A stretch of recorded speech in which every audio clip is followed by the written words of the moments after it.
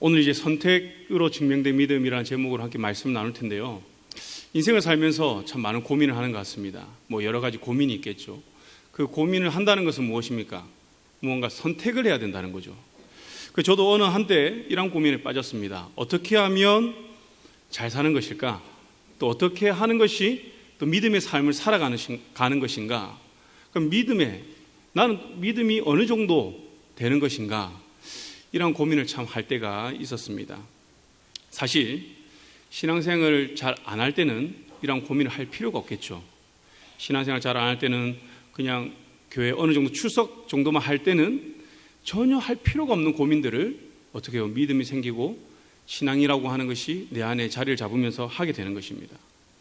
예배와 직장이라는 그 선택의 순간에서 아무런 고민 없이 직장을 선택하고 또 나의 즐거움을 선택했던 그러한 때가 있었다는 것이죠. 그런데 예수를 믿고 그리고 회심을 하고 그 이후에 이런 많은 고민들을 하게 되었습니다. 그러면서 저 안에 그런 마음이 들었죠. 어느 정도 이제 직장도 자리를 잡았고 어느 정도 여유로운 수입도 생기고 시간도 생기니까 정말 신앙생활 잘할 수 있겠다. 그래서 이제 그런 마음을 먹고 참 열심히 교회를 나가고 신앙생활을 하려고 했습니다. 그런데 여유가 생기고 수입이 생기고 직장이 안정되다 보니 어떻게 되냐면 더 열심히 무엇인가를 교회, 주님의 몸된 교회를 섬기는 것이 아니라 나를 위해서 살아가더라는 것이죠. 그때 어떤 것을 깨달았냐면 통장 앞에 숫자가 바뀌는 즐거움이 무엇인지를 그때 느꼈습니다. 통장을 딱 받았는데 뒤에 숫자 말고 앞에 숫자입니다. 맨 앞에 숫자가 바뀌고 점이 하나씩 늘어나가는 그 즐거움이 무엇인가를 알아가지고 그렇구나. 너무나도 즐겁고 보람된 일이구나. 그래서 더 많이 그래서 찾고 구했던 적이 있습니다. 그렇다 보니 어떻습니까? 시간도 안 나겠죠. 더 많이 벌어야 되니까. 그리고 당연히 교회를 섬기지도 않고 하겠죠. 왜? 또 돈을 많이 벌어야 되니까. 또 나를 위해서 써야 되니까 그랬다는 것이죠. 그런데 어느 날 예상치 않게 은혜라고 하는 것을 받아버렸습니다. 그 은혜를 받으니까 어떻게 됐느냐? 일이 술술 잘 풀렸을까요? 갑자기 결단하고 주를 위해 죽겠습니다 하고 달려갔을까요? 그게 아니라는 것이죠. 앞서 말씀드린 그런 고민들이 막 몰려오는 것입니다. 그때부터 매 순간 선택의 연속이었습니다. 고뇌의 연속이었습니다. 나는 이것을 가지고 싶은데 주님께서는 또 말씀에서는 이걸 선택해라고 하니 참 답답할 노릇이죠. 놀러 가고 싶은데 놀러 가는 것이 아니라 교회를 가라고 하니 너무나도 답답한 것입니다. 이전에 신앙인의 그 흉내를 낼 때는 전혀 하지 않던 고민들을 신앙이 생기고 믿음이 자라면서 이런 고민을 하게 된 것이죠. 그러면서 그런 마음이 들었어요. 동기들 정말 편하겠다. 이런 고민 안 하고 살잖아요. 그냥 출근하면 되고 주는 월급 받아서 내가 즐기면 되니까. 그래서 참 그때는 이제 참 많은 갈등의 시기가 있었습니다. 그래서 때로는 내 즐거움을 쫓아 살아가기도 하고 또 회개하고 주님 잘못했습니다. 천부여 의지 없어서 이 손 들고 갑니다라고 하면서 다시 주님 앞에 오고 매 반복이었습니다. 그런데 참 감사한 것은 여러분 이렇게 우리가 계속 반복하면 좀 마음이 어떠한 마음이 들까요? 좀 좌절감도 들죠. 계속 이렇게 살아가야 되는가? 근데 그게 아니더라는 거죠. 이러한 계속해서 좌충우돌 하면서 넘어지고 다시 세워지고 회개하고 죄짓고 이런 루틴 속에서 신앙이 성장하더라는 겁니다. 주님의 뜻이 무엇인지 발견하게 된다는 것이죠. 여러 좌충우돌을 통해서 하나님께서 나에게 원하시는 것이 무엇인지를 점점 깨닫게 되었습니다. 그리고 어느 순간 중대한 결정을 해야 될 때가 되었습니다. 그건 무엇이냐면 부르심이라는 것이죠. 그 부르심 앞에서 참 많은 고민이 되었습니다. 첫째는 주위 사람들이 나를 어떻게 볼까? 지금까지 살아온 인생을 보면 전혀 목회를 해서는 안 되는 그런 인생인데 주위 사람들의 그러한 소리들이 너무 신경이 쓰이는 겁니다. 그리고 앞서 말씀드렸지만 통장 앞에 찍히는 그 앞자리 숫자가 바뀌는 그 즐거움을 포기할 수가 없는 거예요. 그리고 마지막으로 상당히 주저하게 만들었던 게 뭐냐면 평생 새벽 기도를 해야 되고 설교를 해야 된다는 것. 이게 저에게는 그 당시에는, 지금은 괜찮습니다. 그 당시에는 너무나 부담이었습니다. 제가 소심해서 앞에 나서는 것도 싫어하고 이렇게 말하는 것도 싫어하고 주목받는 걸 너무 싫어합니다. 그렇게 보이시죠? 그래서 이거 어떻게 하나. 저는 성탄절에 뭔가 성극을 시키면 교회를 안 가겠다 했습니다. 그 정도로 앞에 나오는 거 싫어하는데 이 부분 때문에 참 많이 주저했습니다. 내가 어떻게 할 수 있을까? 그래서 끝까지 그 선택을 유보하였던 것이죠. 그러다 어느 순간 이렇게는 안 되겠다. 분명히 선택을 해야 되겠다. 그래서 거부할 수 없는 그 부르심 앞에 이제 결판을 내고자 결단을 합니다. 그러면서 이렇게 기도를 하는 것이죠. 하나님, 말씀으로 확증하여 주십시오. 제가 이제 듣고 자란 게 뭐냐면, 우리가 뭐 기도를 하고 어떤 감동을 받으면 반드시 그것을 말씀으로 하나님 앞에 확증을 받아라. 그래야 내 믿음이 흔들리지 않고 그 말씀 붙들고 끝까지 나의 사명인 줄 알고 달려갈 수 있다라고 배웠습니다. 그리고 또 말씀의 확증을 구한 이유 중에 한 개가 무엇이냐면, 그때는 성경의 지식이 그렇게 많지가 않았습니다. 그렇다 보니 성경으로 그 확증을 구하면, 참봉아, 내가 너를 불렀다. 그러니까 이 길을 가라. 이렇게 말을 하지 않을 것 같은 거예요. 그 부르심에 대한 메시지가 없을 줄 알았습니다. 그래서 하나님, 반드시 말씀으로 확증하여 주시옵소서. 나에게 말씀을 주십시오. 이렇게 기도를 했는데, 여러분, 성경에 그런 말씀이 있습니까? 없습니까? 있죠. 내가 너를 지명하여 불렀나니 너는 내 것이라. 부터 시작해서 많은 믿음의 선진들의 그 부르심들이 그때까지 눈에 보이지 않던 성경 구절들이 막 보이기 시작하는 겁니다. 그래서 안 되겠구나.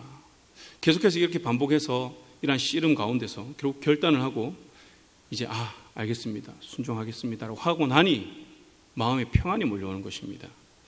그리고 이런 마음이 들었습니다. 진정한 가치 있는 인생이 무엇일까? 그냥 내가 이렇게 살다 죽는 것이 나의 인생인 것인가? 그게 아니구나. 나를 부르신 그 주님, 정말 이 자리에 설 수 없고 감히 주의 일을 할 수 있는 존재가 아닌데, 그럼에도 불구하고 하나님께서 나를 써주신다는 그 은혜가 너무나도 커서 결단할 수밖에 없었던 것이죠. 그래서 주님께서 다시 한번 살려주신 인생, 죽을 수밖에 없는 인생을 다시 하나님께서 불러주시고, 이제는 뺄 수도 없는, 거부할 수도 없는 그 길 가운데 들어서게 하신 그 하나님 위해서 인생을 한번 드려보자 결단을 하였습니다. 은혜 받기 전까지는 아무것도 없었던 저에게 이런 기회를 주신 그 하나님께 어느 순간부터 감사가 몰려왔다는 것이죠. 다시 인생을 새롭게 시작해야겠구나. 이전까지 살아온 인생들 불필요한 것은 아니죠. 분명히 지금도 그때의 그 인생의 과정을 통해서 하나님께서는 쓰시고 계십니다.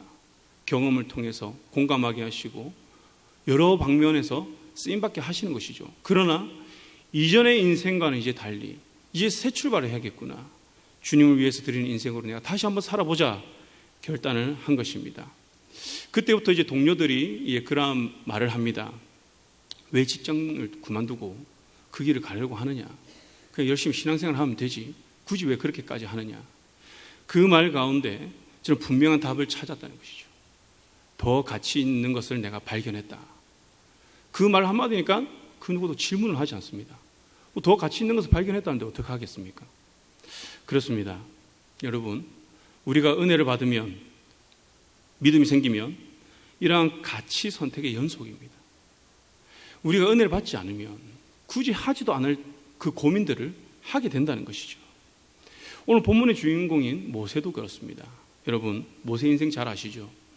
그는 하나님의 은혜로 어머니 손에서 일정 기간 동안 자랐습니다. 양육기간이 얼마인지 잘 모릅니다. 그러나 히브리 문화적 그 배경 안에서는 2세 또는 3세까지 이 어머니가 양육을 했다라고도 이야기를 하는데, 어떤 또 학자들은 그것이 아니다.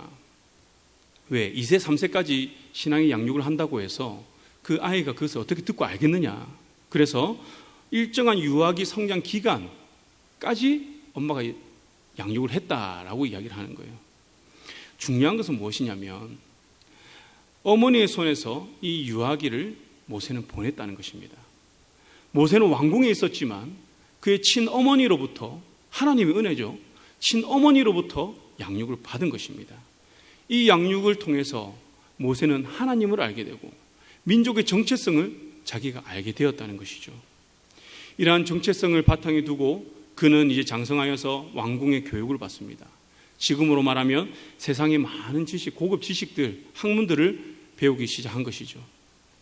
이러한 그의 정체성의 뿌리가 있었기 때문에 그는 이러한 세상의 많은 학문들을 받아들이지만 아직까지 내가 정확하게 하나님을 잘 모릅니다.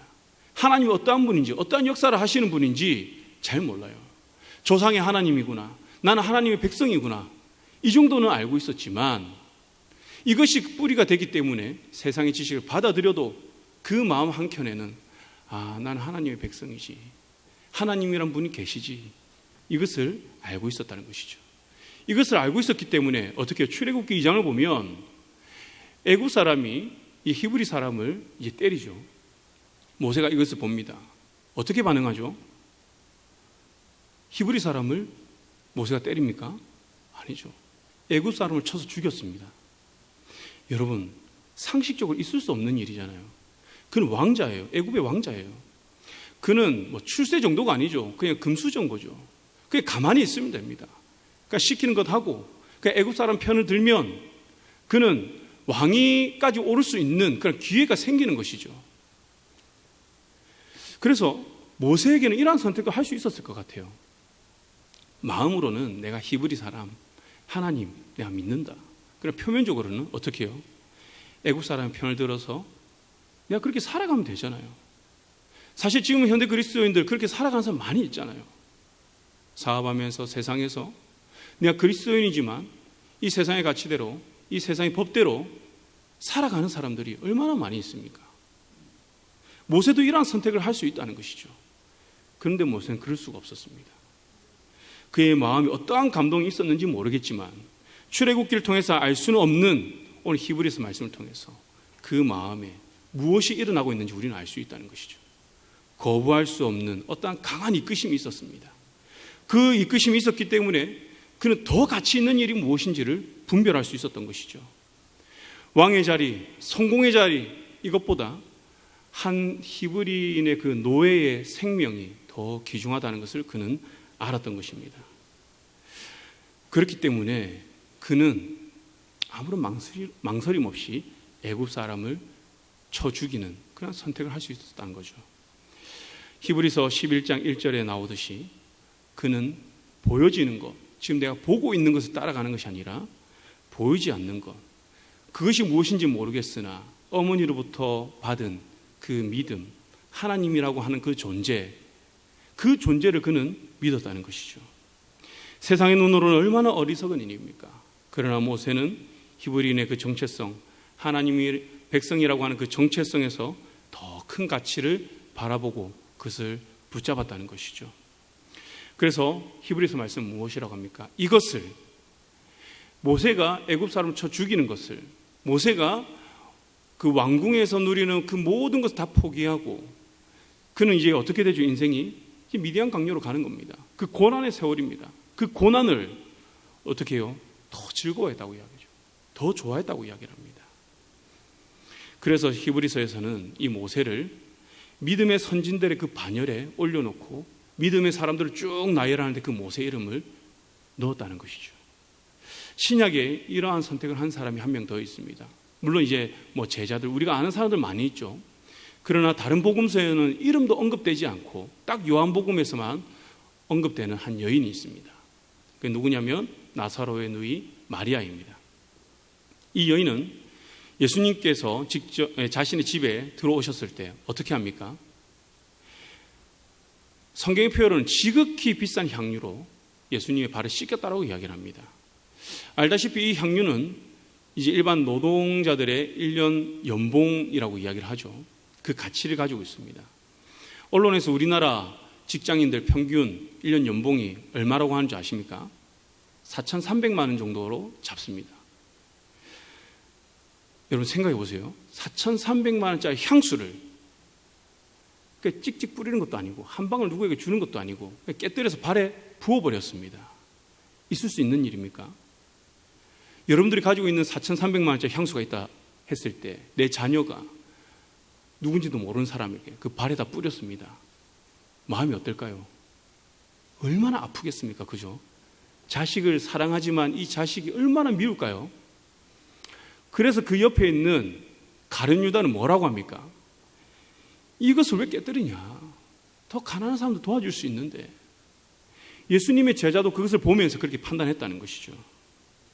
그런데 예수님께서는 마태복음과 마가복음에서 뭐라고 이 여인의 행동을 이야기하냐면, 온 천하에 어디서든지 이 복음이 전파되는 그곳에는 이 여자가 행한 일도, 그래서 행한 일 무엇입니까? 어떤 선택을 했죠. 이것을 내가 고이 간직하는 것이 아니라 깨뜨려서 예수님 발 앞에 부어버리는, 예수님의 발을 씻기는 그 행동, 그 선택을 어떻게 해요? 말하여 그를 기억하리라 라고 이야기를 합니다. 다른 사람들의 이름 기억하지 않습니다. 그러나 복음이 전파되는 그 자리에는, 믿음이라고 하는 것이 선포되는 그 자리에는 이 여인이 행한 행동을 하나님께서는 기억하게 할 것이다. 반드시 기억하게 할 것이다 라고 약속하는 것이죠. 세상에서는 기억되지 않는 선택, 무지한 선택이지만 예수님께는 영원히 기억되는 아주 가치 있는 탁월한 선택이라고 주님께서 말씀하십니다. 여러분, 나도 이런 선택하고 싶지 않습니까? 나도 이 마리아처럼 4,300만 원짜리 향수를 깨버려야지. 4,300만 원까지 안 가도 됩니다. 집에 있는 20만 원짜리 향수 그것만 깨뜨려도 대단한 거죠. 여러분, 세상에서 내 이름이 기억되지 않을지 몰라도 우리가 주님께 기억되는 그 삶을 살아가기 축복합니다. 그 삶은 무엇이냐면 바로 믿음의 선택입니다. 만약 근데 우리가 이 믿음의 선택을 함에 있어서 우리가 잘 아는 믿음의 선진들과 같은 그런 믿음의 수준이 될 때만 선택할 수 있다면 저는 포기했을 것 같습니다. 그런데 이 향료를 깨뜨린 이 여인은 어떤 여인입니까? 다른 복음서에서는 이름도 기억되지 않는 여인, 가진 것도 없는, 그리고 하나 내세울 것도 없는, 세상에서 인정받지 않는 그러한 여인입니다. 마치 저와 같은 그런 사람인 것이죠. 그럼 우리가 어떻게 기억될 수 있을까? 그렇구나. 내가 무엇이 더 중요한지 그 가치 판단을 내가 잘 한다면 주님 앞에 영원히 기억되는 이름으로 남을 수 있겠구나. 여러분, 한 번의 선택이 평생을 좌우한다라고 이야기를 하죠. 여러분, 우리 인생의 매 순간순간마다 이 여인처럼 믿음의 선택을 하시기 바랍니다. 세상의 가치관으로는 향유옥합이 더 가치가 있죠. 그러나 마리아에게는 예수님의 발이 더 가치가 있었습니다. 그렇게 예수님에게 가진 모든 것을 다 드릴 뿐만 아니라 나의 생명까지 아낌없이 드린다는 고백으로 깨뜨렸다는 것이죠. 그리고 예수님은 그의 믿음을 이렇게 칭찬하시고 드러내십니다. 그렇다면 우리는 어떻게 이 믿음의 가치, 믿음의 선택을 우리가 발견하고 또 그 선택을 잘 할 수 있을까? 저는 모세의 어머니에게 이제 어머니를 통해서 그것을 한번 답을 찾아보고자 합니다. 모세는 어머니에게 하나님이 어떠한 분인지를 듣고 자랐다고 우리가 추측할 수 있겠죠. 그가 듣고 자라지 않고서는 애굽 사람을 쳐 죽이는 그런 행동을 할 수가 없습니다. 그리고 이스라엘 백성들 그 노예를 나의 동족으로 여기지 못한다는 것이죠. 그렇기 때문에 그 어머니로부터 받은 그 믿음의 가르침, 나의 정체성, 여기에서 그의 선택이 출발했다는 것입니다. 믿음의 가치는요, 이처럼 내가 하나님이 어떠한 분인 줄 알고, 우리가 가르침을 받아 하나님이 어떠한 분인 줄 알고, 그 하나님을 알물 통해서 우리가 무엇을 깨닫게 되죠? 내 존재를 깨닫게 됩니다. 내가 어떠한 존재를 아는 것, 여기에서 우리는 믿음의 선택을 할 수 있다는 것이죠. 저 또한 그렇습니다. 제가 신앙생활이라고 하기는 부끄럽지만 교회생활 할 때가 있었습니다. 그때까지만 해도 가치 변환이 이루어지지 않았습니다. 교회는 열심히 출석을 하죠. 헌금도 합니다. 그래 가치 변화가 일어나지 않는 거예요. 어느 수준까지는 내가 주님을 선택하지만 그 이상의 것에서는 선택하지 못하는 저를 발견하였습니다. 그러나 정말 내가 주님을 알고 또 내 존재가 어떠한 존재인지를 깨닫게 되니 그때부터 이 선택은 크게 어렵지가 않았다는 것이죠. 모세의 어머니도 그렇습니다. 이 요게벳, 제가 부모가 되고 나니까 이 요게벳의 마음이 이해가 가는 겁니다. 3개월 된 아기를 갈대 상자에게 떠나보낸다. 여러분, 그것이 쉬울까요? 결코 쉽지 않습니다. 상상이 안 되는 일이죠. 그런데 막연히 그렇게 생각을 하다가 찬양 중에 요게벳의 노래라는 그런 찬양이 있습니다. 거기에서 이러한 이제 요게벳의 마음을 느낄 수 있었는데요. 잠깐 읽어드리면 이런 가사가 있습니다. 어떤 마음이었을까? 그녀 두 눈엔 눈물이 흐르고 흘러 정처 없이 강물이 흔들흔들 흘러내려가는 그 상자를 바라보며, 정처 없이 흘러가는 그 상자를 요게벳이 바라보는 거죠. 그 마음이 어땠을까요? 눈을 감아도 그 아이가 보이고 눈을 맞추며 주저앉아 눈물을 흘렸겠지. 이러한 요게벳의 마음을 담은 가사가 있습니다. 그런데 중요한 것은요, 그 이후에 이러한 가사가 나옵니다. 너의 삶의 참주인, 너를 이끄시는 주, 하나님 그 손에 너의 삶을 드린다. 그가 널 구원하시리, 그가 널 이끄시리라, 그가 널 사용하시리, 그가 너를 인도하시리. 여러분, 요게벳의 신앙이 어떻다? 성경에 나오지 않습니다. 이 찬양의 가사가 성경 말씀처럼 그렇게 우리가 받아들이면 안 되지만 상상해 볼 수 있잖아요. 그를 떠나보내면서 그가 어떠한 마음으로, 그가 왕궁에서 이 모세를 양육할 때 어떠한 마음으로 양육했을까? 여러분, 이 아들을 통해서 그는 출세를 꿈꿀 수도 있지 않았을까요? 왕궁에서 왕자를 지내면서 이 아들을 통해서 내가 너의 친엄마다 하면서 나의 출세길도 그에게 부탁할 수 있지 않을까요? 그러나 그는 왕궁에서 이 모세를 양육하면서 그 신앙을 물려줬다는 것이죠. 그것을 물려주다가 들키면 어떻게 될지는 모르지만 그럼에도 불구하고 요게벳은 그 마음으로 하나님께서 너를 이끄신다, 너를 사용하실 것이다, 너를 구원하실 것이다, 너를 인도하실 것이다, 이 마음으로 그는 모세를 가르쳤다는 것입니다. 사랑하는 성도 여러분, 우리도 여기서 한번 고민해 보았으면 합니다. 내 삶은 무엇을 향해 달려가고 있는가? 그럼에 있어서 나는 어떤 선택들을 하고 살아가고 있는가? 지금 나는 무엇을 가르치고 있는가? 바라기는 저와 우리 모든 성도님들은 모세의 어머니 요게벳처럼 하나님만을 신뢰하는 믿음이 있기를 바라고, 이 믿음을 우리 자손들에게, 믿음의 후손들에게 가르쳐 주기를 축복합니다. 죄의 낙보다 하나님의 백성으로 살아가는 것이 더 가치 있다는 것을 나의 삶을 통해서 보여주고 그것으로 가르쳐 주기를 축복합니다. 말씀 맺겠습니다. 제가 며칠 전 집에 좀 늦게 들어갔습니다. 그래서 아이들 자는 것을 못 봤는데요. 그래서 이제 아이들 다 자고 이제 아내와 잠깐 대화를 했습니다. 아내가 이제 첫째 아이 이제 여민이라고 있습니다.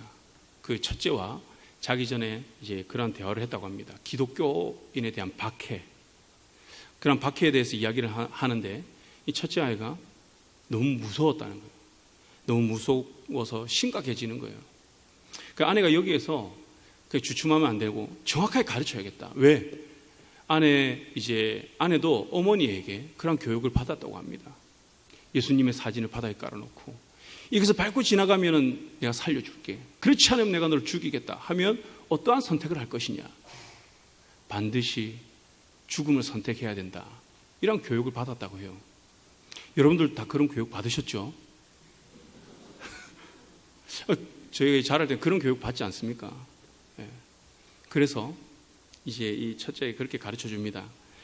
예수님 모르는 척하고 죽어서 지옥 갈래? 아니면 예수님 믿는다 하고 지금 죽어서 영원한 천국 갈래? 라고 한다면, 선택을 해야 될 때가 반드시 언젠가는 온다고 한다면 우리는 이 땅에서 영원한 것을 선택해야 된다.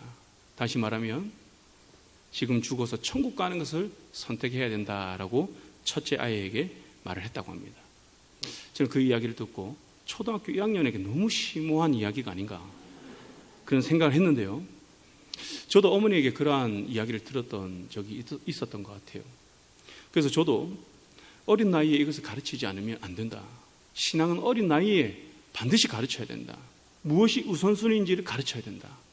그래서 이 아내의 양육에 저도 동의를 하는 바입니다. 그래서 아이가 이해하지 못해도 정확하게 말해주는 것이 반드시 필요하다.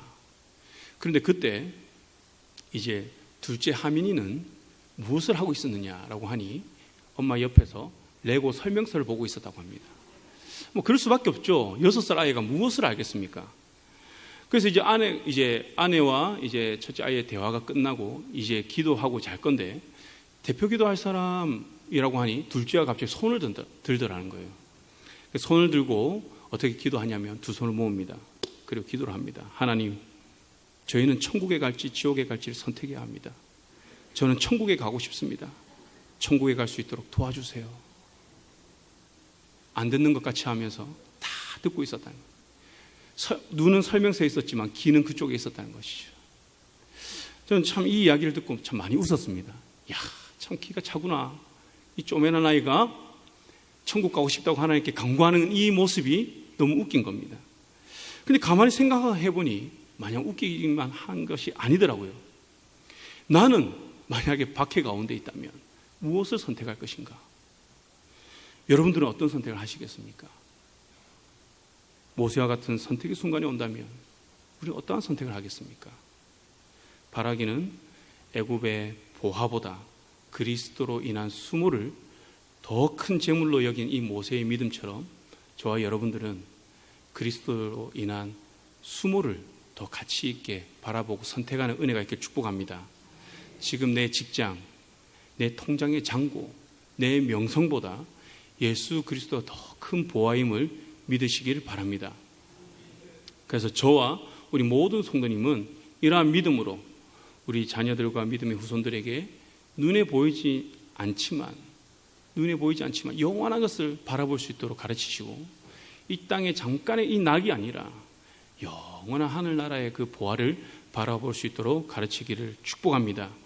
그래야 해서 우리도 저와 여러분들도 이 땅에서 정말 진정 가치 있는 선택을 하며 살아간과 동시에 우리 자녀들도 이 세대를 바꿔나갈 수 있는, 이제 우리가 지나가면 다음 세대가 일어나서 이 신앙을 이어가야 될 것인데 우리 믿음의 부모들, 믿음의 선배들의 그 걸음을 우리 자녀 잘 따라갈 수 있도록 함께 기도하고 축복하며 그들 잘 양육하기를 주님의 이름으로 축복합니다.